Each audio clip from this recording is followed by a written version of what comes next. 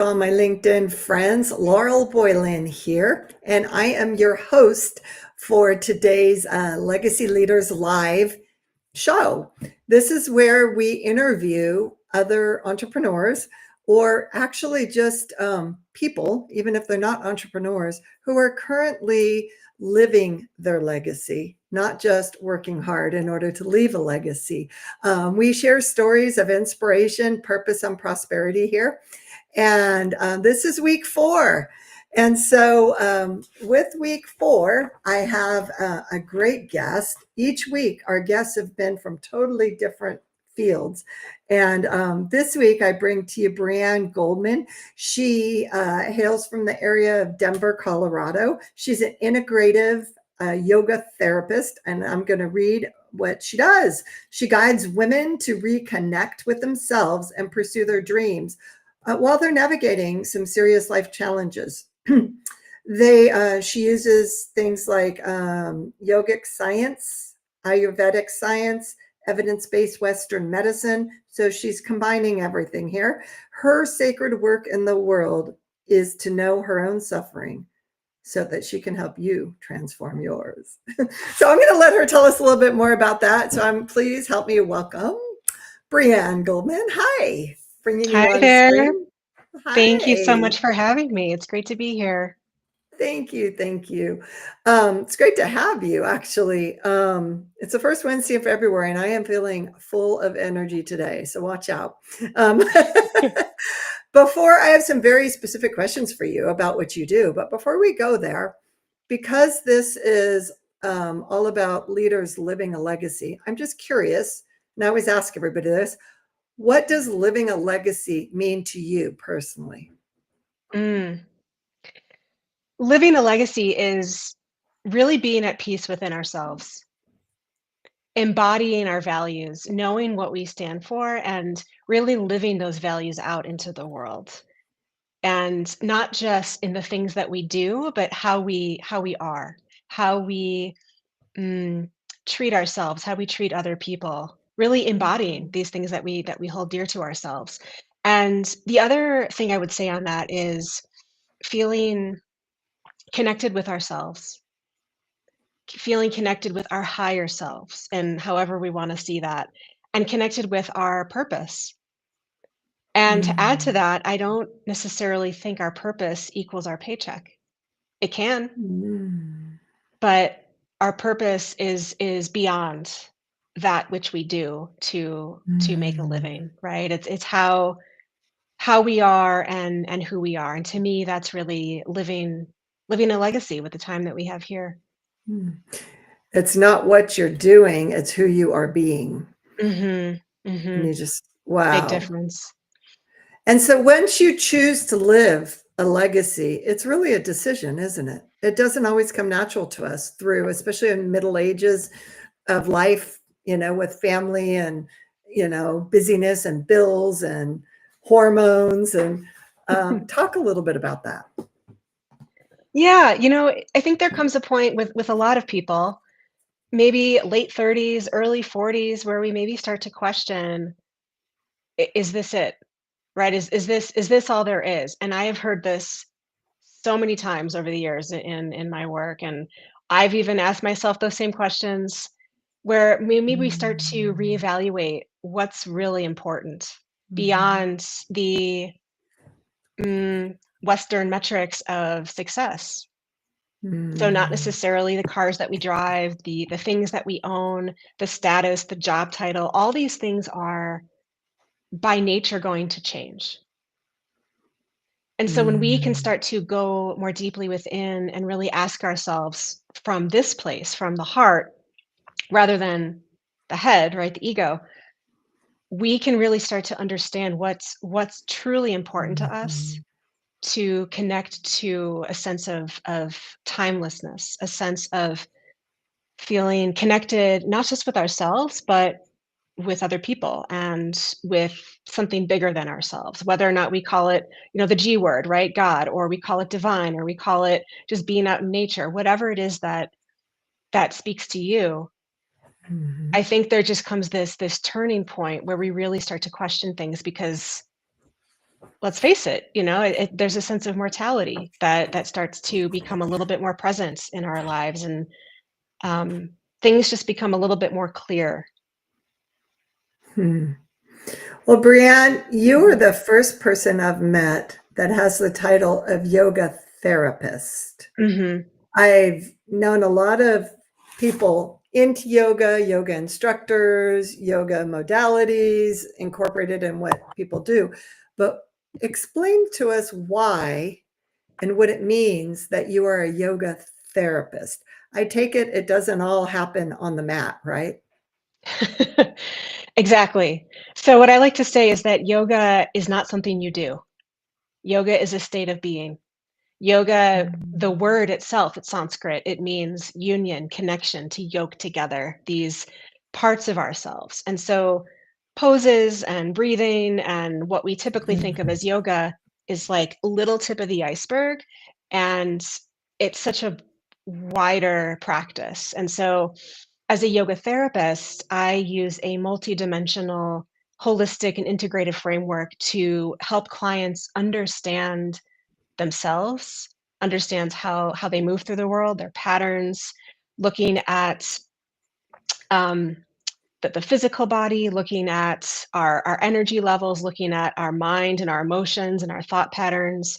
We look at our sense of intuition and higher intellect, and then also a sense of spirituality and connection with something bigger, right? And so, as a yoga therapist, I'm looking at where we feel balanced, where we might feel places of imbalance, because where we feel imbalance in one area of our life, it has a ripple effect elsewhere. So it's a much more in-depth, integrative approach to understanding ourselves and our place in the world using the tools of yoga, right? Using maybe some breath work, maybe some postures, but also so much more than that. So energetics, mudra, using the hand gestures, and that's rooted in science. We can talk about that later if you want. Um, Using different meditation techniques, energetic practices, visualizations. The scope is really quite deep, and it really depends on what the client needs based on their particular situation, their condition, um, the season, the time of day, their lifestyle, medical history. So it goes far beyond what, let's just say, a typical yoga teacher would do, like in a private session. So one Mhm. isn't better than the other. It just really depends on what the client needs. But it does have that therapeutic relationship.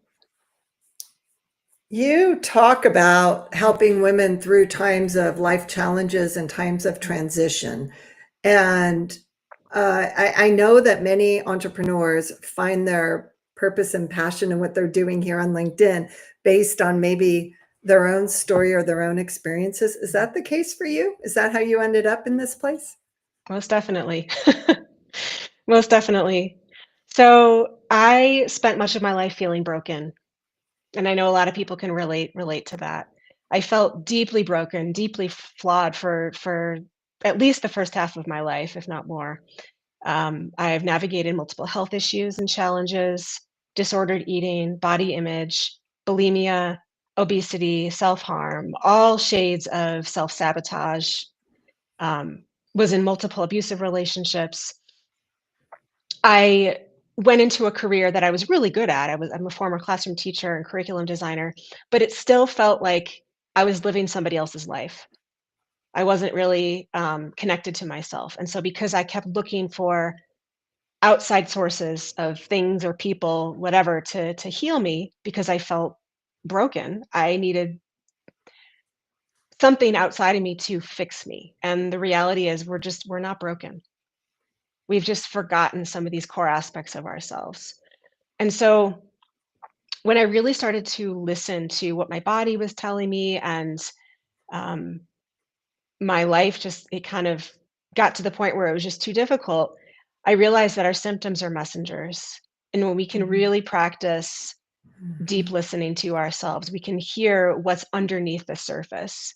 And so I started to reconnect these parts of myself that I had abandoned and rejected and pushed away for much of my life.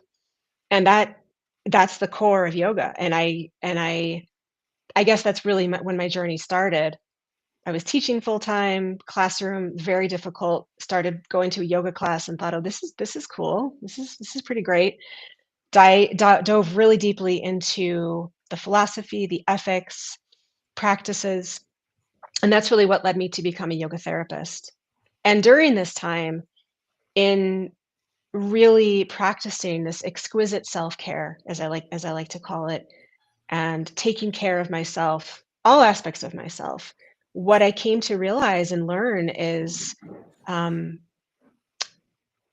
I don't just have a very sensitive nervous system, because that's just what I've felt really, again, broken because of that. I've just felt like the world is too difficult to be in, and my body was betraying me. But it turns out, in this practice of really deep listening, that I learned that I'm autistic. So in my early 40s, Hmm. got an autism diagnosis, which completely um, turned my world upside down and sideways, as you might imagine.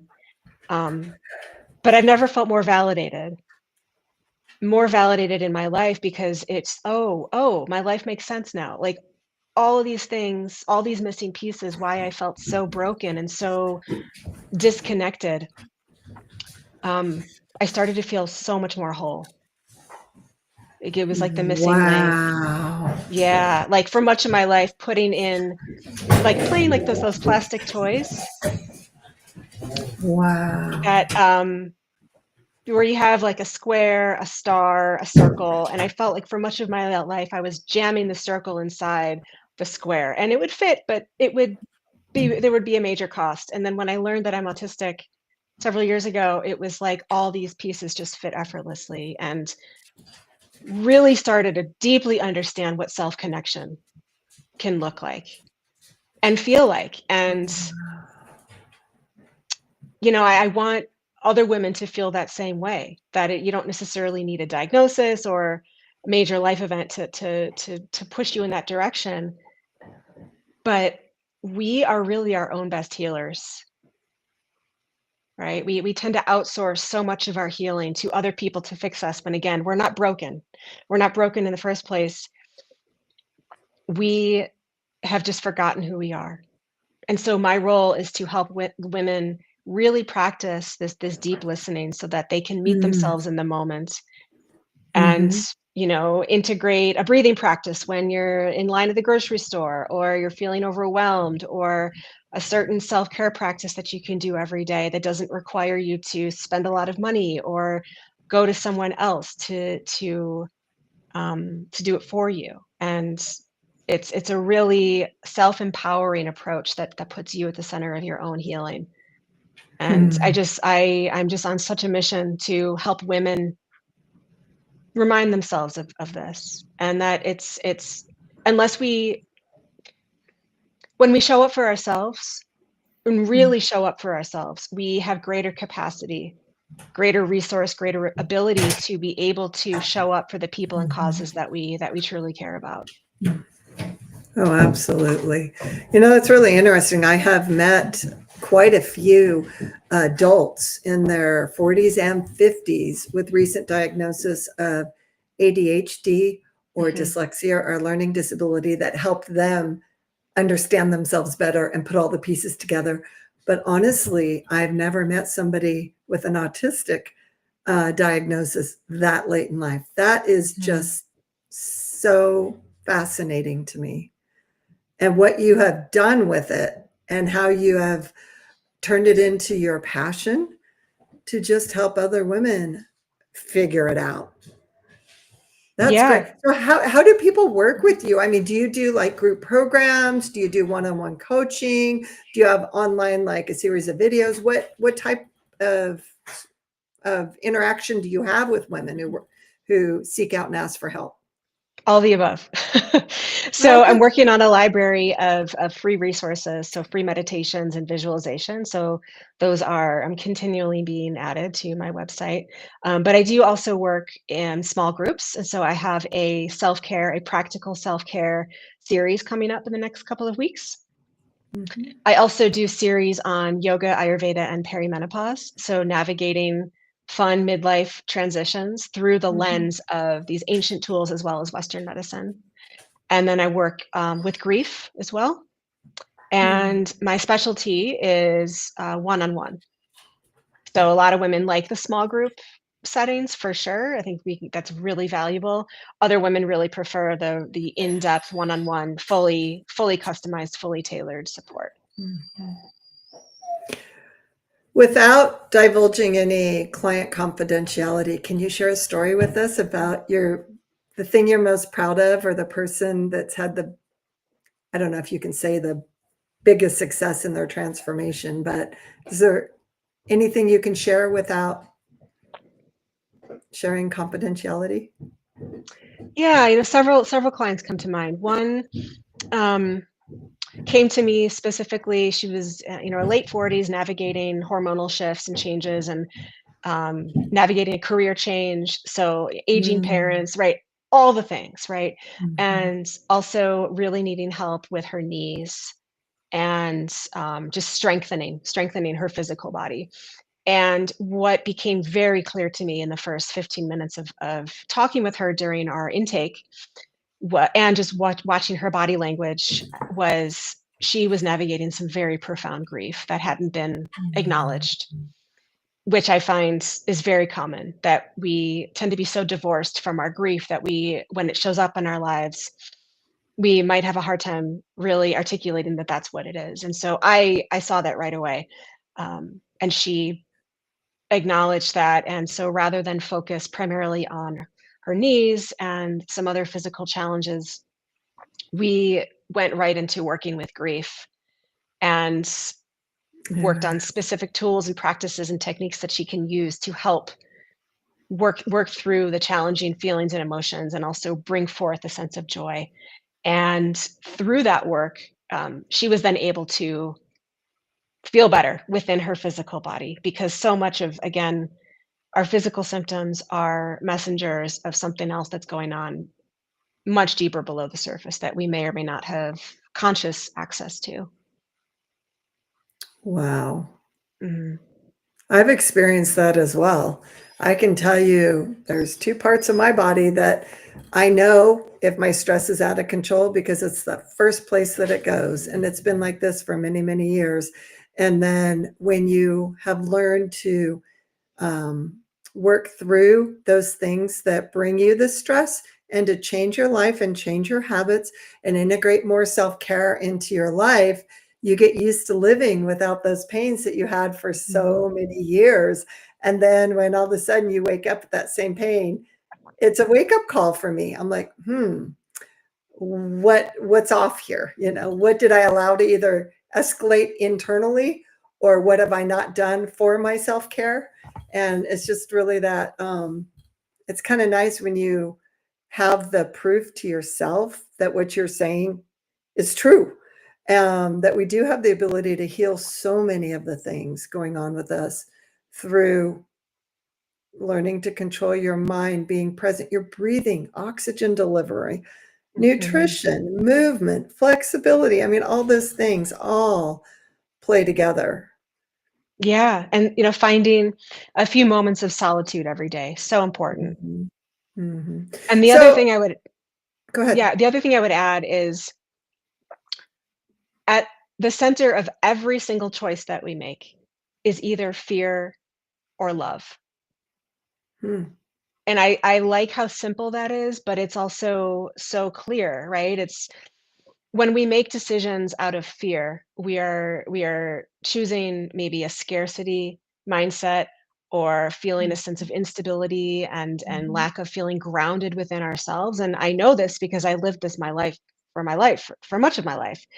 But then when we start to shift our decision making from a place of love and deep Mm. compassion, everything can change.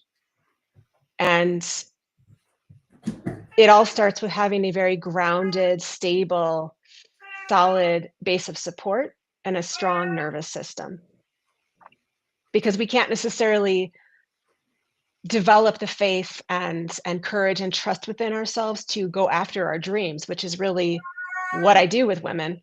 That's it.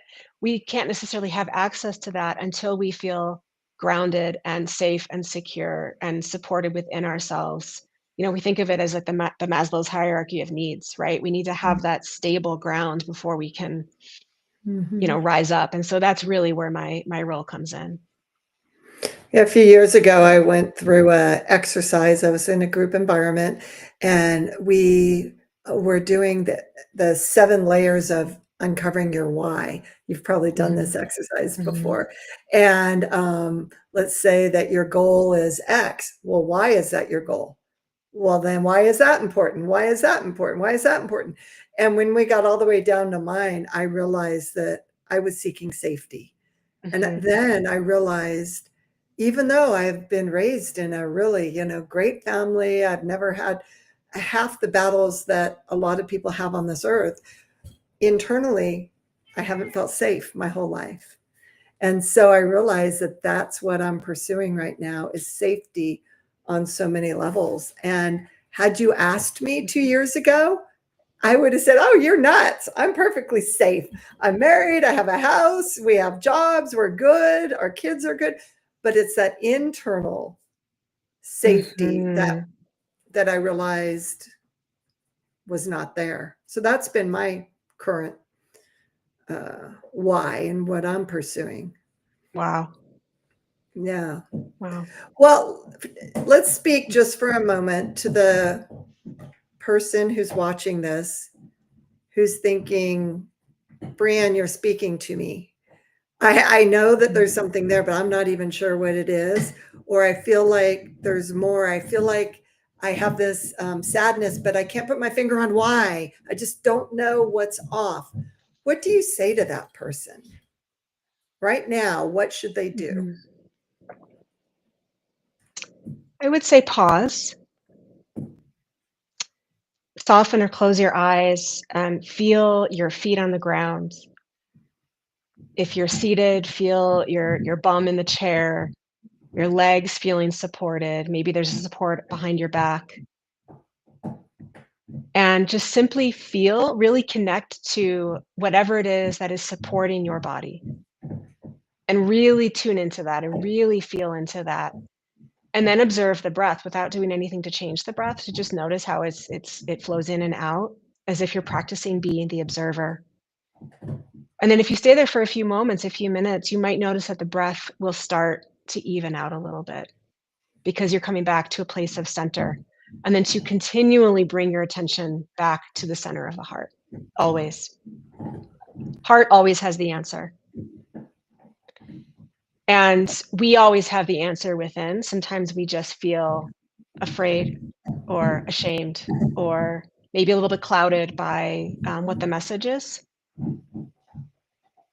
But find that steady base of support, lean on your supports, connect with your breath, and inquire within at the heart. That's the place to start. How many times a day, if someone's not used to checking in with themselves like that, how Mhm. many times a day would somebody do that? As often as possible. I Mm. always recommend start the day doing that before you even open your eyes. Before the mind immediately runs off into a million directions and we start checking our phone, which I don't recommend. But the moment you wake up, before even opening your eyes, if possible, just connect with what is present here. And if that Mm. feels a little uncomfortable, right? Just place your hand on your abdomen or your thigh and really feel that self connection and start your day there. Your entire day will transform. Mm. Yeah, That's and right meet in line yourself with, in the moment. do you follow Mel Robbins at all? Oh, yeah. Oh, yeah. Yeah. That her book, The High Five Habit, everything you just described, you do, and then you get up and go to the mirror and look at yourself eye to eye in the mirror Mhm. and touch the mirror. Give yourself a high five. And I realized after I started practicing that, that in the mornings, your hair's a mess, your teeth, you have bad breath. I would go in the bathroom, but never look at myself. I wouldn't Mhm. see myself. I was just using the bathroom as a place to get ready for the day, but I wasn't looking into my soul through my eyes. And Mhm. that's hard to do when you're not used to doing that. Yeah. It's really hard Yeah. to, in the Yeah. morning at 5:30 in the morning, look at myself. I don't even have to smile. I just have to see myself, see past what's there, give myself a high five. I got up, I looked at myself, I checked in, and then start the day. Because you're meeting yourself. You're meeting yourself in the moment. And that work is based on the work of Louise Hay, Mm-hmm. who, way back in the day would Mm-hmm. do a lot of mirror work and affirmations, of course, yeah, and her Mm-hmm. pivotal work, you can heal your life. I think that was the name of it. Mm-hmm. Um, yeah, because we spend the day, so much of us, we immediately jump out of bed and immediately disconnect from ourselves. And so the more that we can practice meeting ourselves in the moment, staying connected, staying grounded within, Mm-hmm. particularly when things get really challenging, to Mm-hmm. pause, notice your breath, feel this anytime that you need during the day. And it's a practice. Look, it is a lifelong practice for sure. Mm-hmm. Well, this has been very enlightening. I've really enjoyed it. I hope some other people have or will, when they watch the replay, enjoy it as well. How can people connect with you? What is Yeah, your choice of method of communication? And maybe you could drop it in the comments, if not now, when we are off here, just so people can reach out to you if they want to talk to you specifically about anything. sure. So I'm trying to find the chat and I don't see it where I can put the links. But if you visit breannegoldman.com,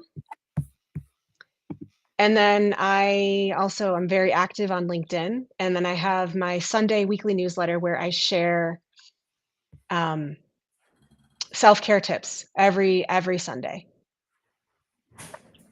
And I So can drop that in the chat later. I don't see where I can put it. yeah, I just clicked chat and it's Yeah. not showing up either, but Yeah. we will, That's okay. yeah, no problem. As soon as we're off here, you'll go into Mhm. the chat and you'll put all the information where people can find you. And I just want to thank you for bringing such a different view to what legacy means and living your legacy. So many people tie legacy into status and money and, what you've created on this earth. And your legacy is connecting with yourself before it's too late, right? Yeah. And you're Yeah, gone. and to go And after our teaching dreams. others to do that exact same thing. Yes. I just, If I'm not very, now, when? mhm. Truly, if not now, when? Well, you'll live the rest of your Um, life in more joy. Things can be yes. falling apart. This is what I didn't understand. You cannot always change your life. You can not always change when it's happening around you, but you can totally change how you react to it. And you can still find joy, feel joy, even through your grief, even through the Yes. challenging parts of life. And it's necessary that you learn to do that to be able to move forward, right? One can't exist without the other. We've Mhm. all experienced grief, and I didn't get into it much, but like that, I know grief so deeply. And on the other side of grief is joy. We can't feel one without the other. And Mm. the invitation is to welcome it all in. Welcome it all in as part of our lived experience. Mm. Well, thank you Mhm. again for sharing all this with us. We look forward to Mhm. seeing how people can connect with you. And we're here every Wednesday, 11 o'clock Pacific time on Legacy Leaders Live. So if you know somebody that would make a great guest for the show, please reach out to me. I've got the next 2 months covered, but we've got the whole rest of the year always looking for great guests. So feel free to reach out if you think you might be living your legacy and would enjoy coming on the show.